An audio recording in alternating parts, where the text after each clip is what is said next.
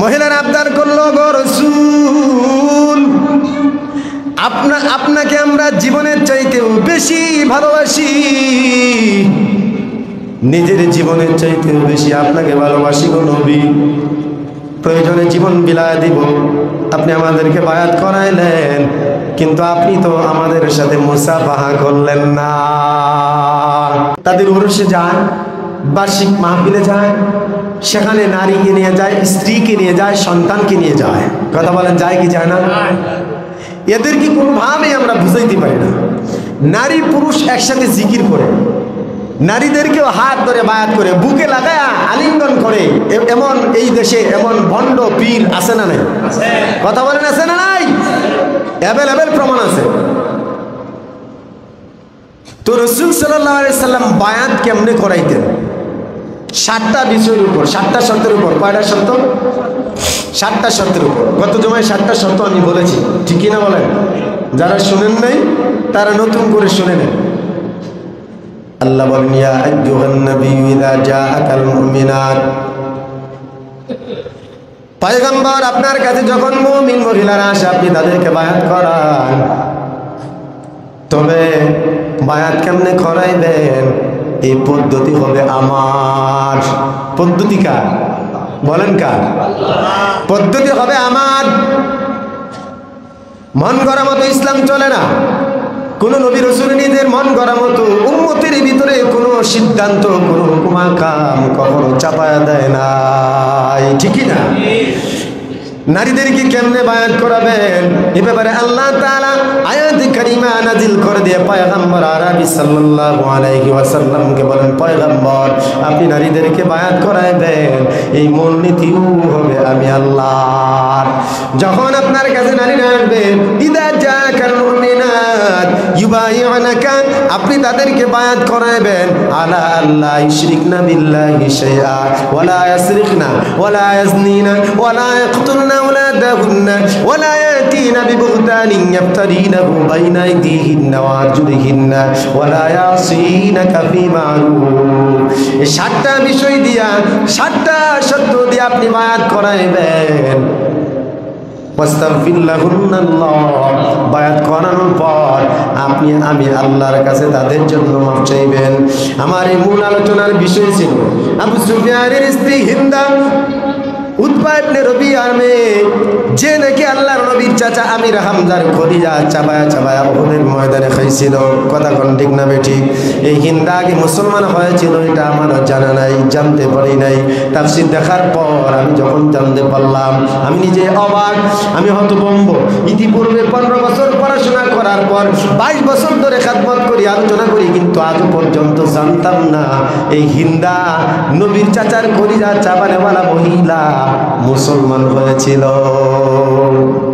এজন্য জানার কোনো শেষ নাই না। কথা কোন ঠিক না বেঠিক?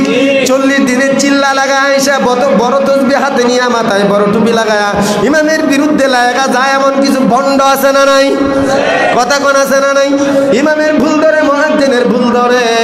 ওরে কাদা, আমি বলতে চাই 22 বছর আর 15 বছর হিসাব করে দেখো, এত বছর পরেও যদি আমি হাদিস না জেনে থাকি, আমার মতো মৌলবীর আরো কত হাজার হাজার হাদিস কোরআন জানার বাকি আছে, আমি নিজেও জানি না। কথা কয় না? আর একটা চিল্লা দিয়া, 3টা চিল্লা দিয়া ইমামের বিরুদ্ধে লাগা যায়। বাংলাদেশের টপ লেভেলের আলেমের বিরুদ্ধে 4 দোকানে বসে বসে 4 দোকান গরম করে। কথা কোন ঠিক না? এমন ভণ্ডদের জন্য বলতে চাই, আগে তো তোর কোরআন ঠিক কর, নিজের আমল আকীদা ঠিক কর, আগে তোর পরিবার ঠিক কর।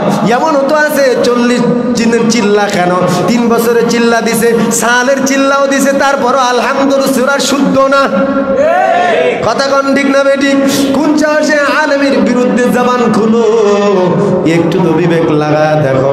তোমার মতো লোকের তো এখনো নামাজের বিধিবিধানই জানতে পারো নাই, আলেমদেরকে সবক কেমনে দিবা? নামাজের ভিতরে 12,000 মাসালা। কত? জোরে কোন?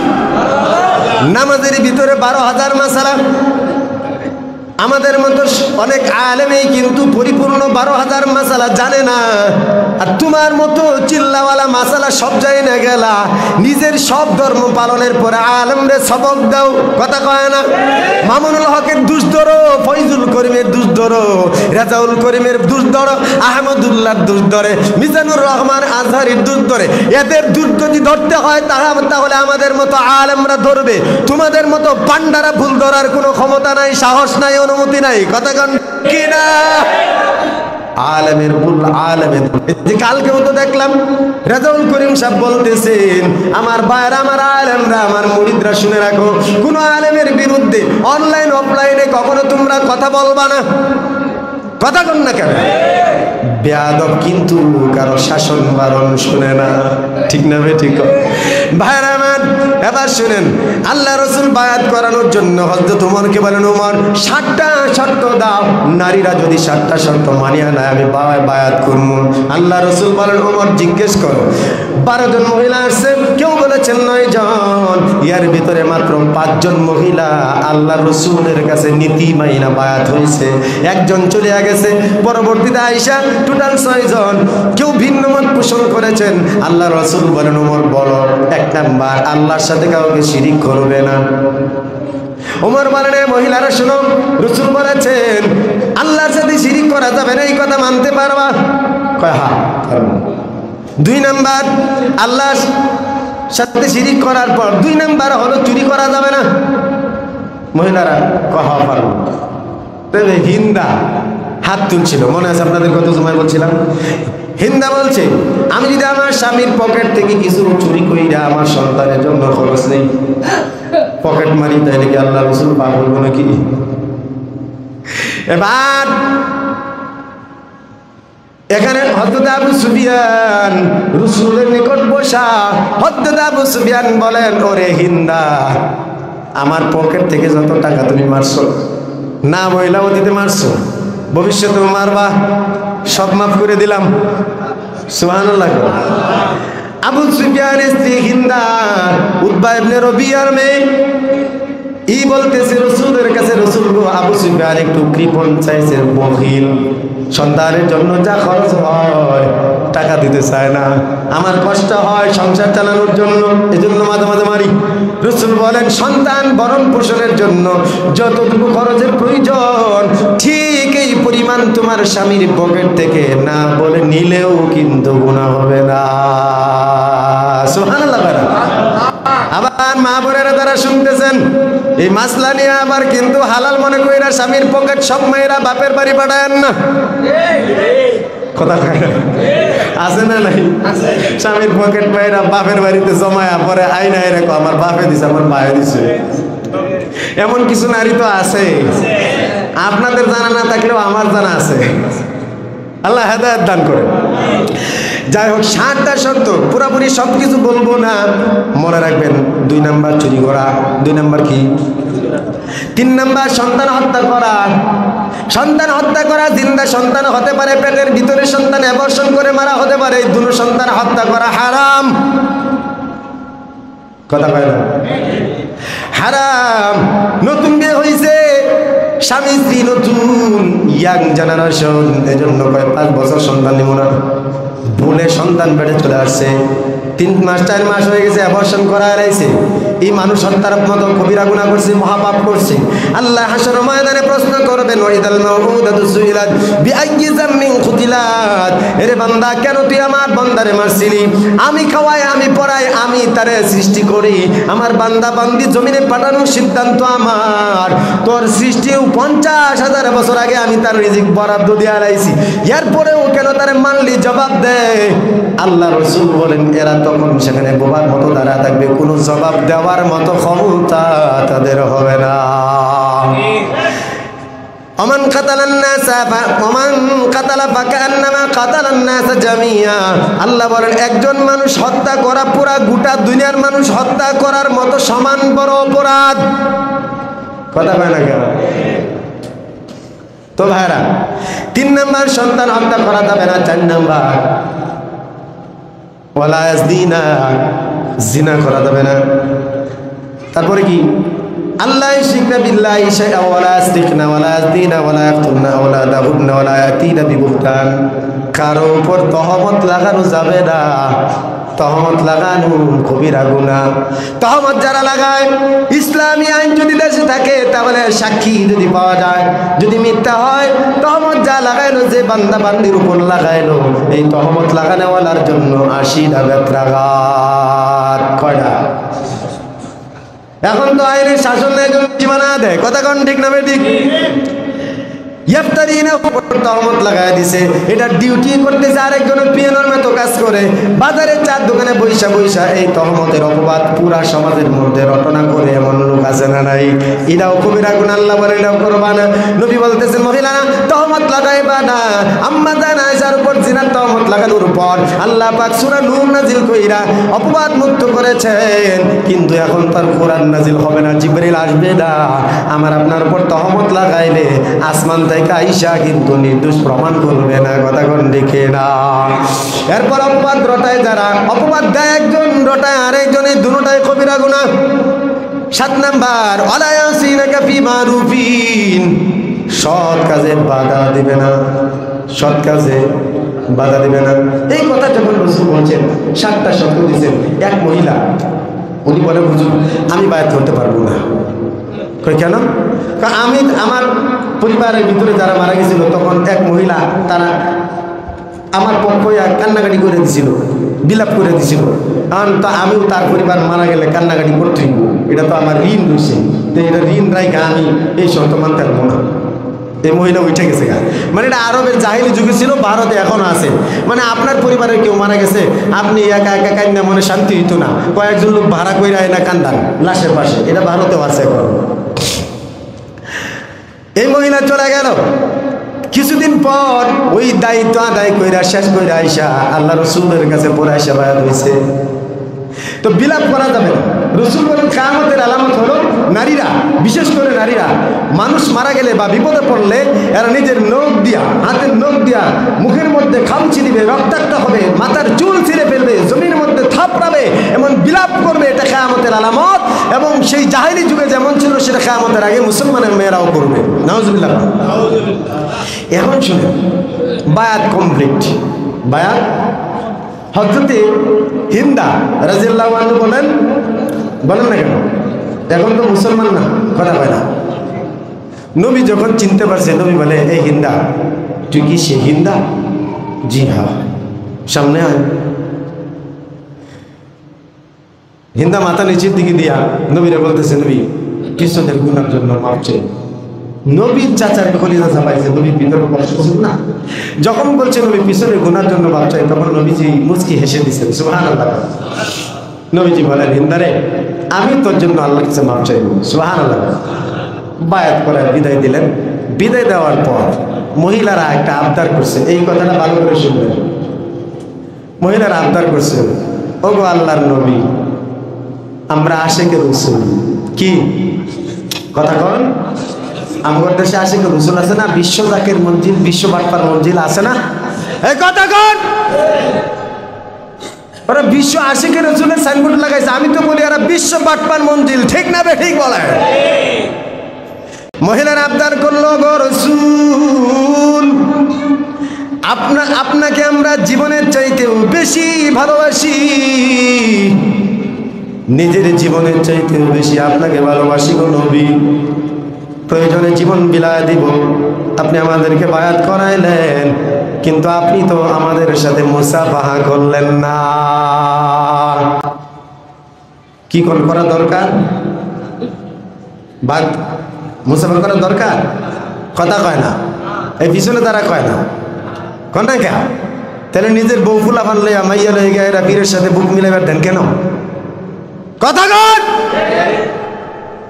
তোর বউ কি এটা নিলামের পণ্য রে যে তোর পীর বাবার বুকের লোকে মিলাইতে দিলি?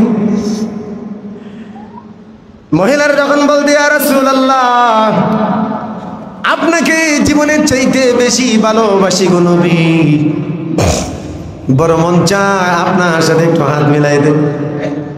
আল্লাহ রাসূল বলেন, এর মহিলাদের দল, আমি নবী মুহাম্মদ কোনোদিন কোনো নারীর সাথে মুসাফাহা করি না।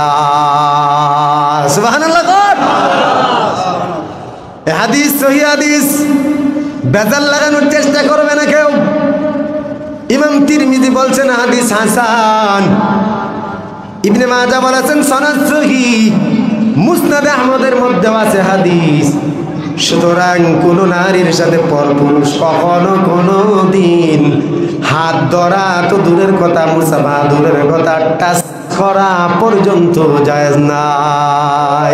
আমি পায়ের করে পর্দার আড়াল থেকে, তাহলে হাসরের মাঠে আমি কেমনি চিনব যে এটা আমার মুরিদ ছিল? তোর তোর বউয়ের চেহারা আমার দেখা লাগবে না নি রে? এই চেহারা যদি দেখে রাখি তাহলে হাসরের মাঠে তো তোর বউরে দেখে আমি চিনবো, তারপর হাত ধরে জান্নাতে নিব। নাউজুবিল্লাহ খান। ওরে সিটার রে, জান হাসরের মাঠে তো নিজের স্ত্রীরই চিনতে না, তুই কথা কর না কে? নিজের বউরই চিনতে না। তোর বউ তোর পাশে উলঙ্গ হয়ে দাঁড়ায় থাকবে, তুই চিনবি না? তোর বউ তোরে চিনবে না, তুই আর তোর মুরিদের বউ চিনবি কেমনে? কথা কন। শয়তানের দল কোথাকার। রাগ করতেছেন নাকি? রাগ করেন? মন থাকবে? জোরে কোন মন থাকবে? কোন দেখেন হক্কানি পীর যারা বাংলাদেশে, হক্কানি পীর আছে না নাই? এই কথা কোন আছে না নাই? দেওনার পীর হক্কানি না ভণ্ড? অধ্যক্ষ মিজান সাহেব। কোন মহিলার আস্তানা আছে? কোন মহিলা যায়? চরমোনায় কোন মহিলা আছে? চরমোনায় মহিলা যাইবে তো দূরের কথা, মাহফিলের আশপাশের এরিয়ার মধ্যে পুরো মহল্লায় কোনো মহিলা খুঁজে পাবেন না। কথা কর না কেন? এগুলো চোখে দেখো না?